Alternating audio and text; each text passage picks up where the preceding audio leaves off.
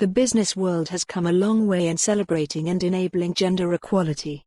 But while there might be more women entering the boardroom, we're still a long way from achieving truly equal representation in the workplace, especially at a senior level. The problem is that while we're more comfortable with having women take the lead, there's still an underlying expectation for these women to fulfill a stereotype that is inherently masculine.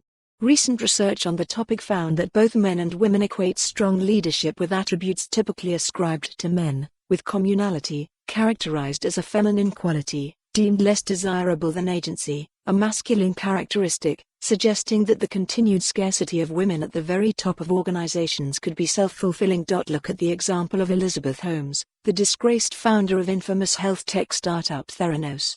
Before her fall from grace, she credited her decision to model herself on Apple's Steve Jobs in behaviour and appearance as the reason that she managed to attract so much investment. Bearing this in mind, why do we still believe the narrative that in order to be respected and successful, leaders must stand alone in their ivory tower?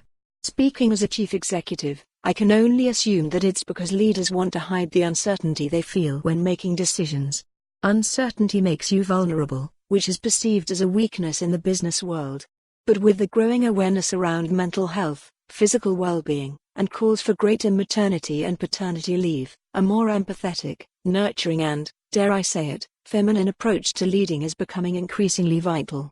The reason for this might seem obvious. After all, logic would suggest that employees whose personal needs are met outside of work will also be happier in work, but there's also a scientific reason why being more approachable makes business sense. Neuroscience has shown that humans are wired to make connections in all parts of life, personal and professional. A lack of personal relevance, meanwhile, fails to build grounding and connection between people. It follows then that relatable leaders are more likely to make positive impressions on their staff and will ultimately have an easier time getting the best out of their employees. How can you make this happen in your office? First, we need to take the ego out of leadership. That means involving employees in important conversations. Asking for another point of view may help broaden your own understanding in a way that you wouldn't have thought possible. That's why it's also crucial to have a diverse mix of staff around you. In the same vein, by showing people that it's okay to fail, you allow them to relate to you. Just look at the response that Theresa May's tearful departure from office evoked from the media.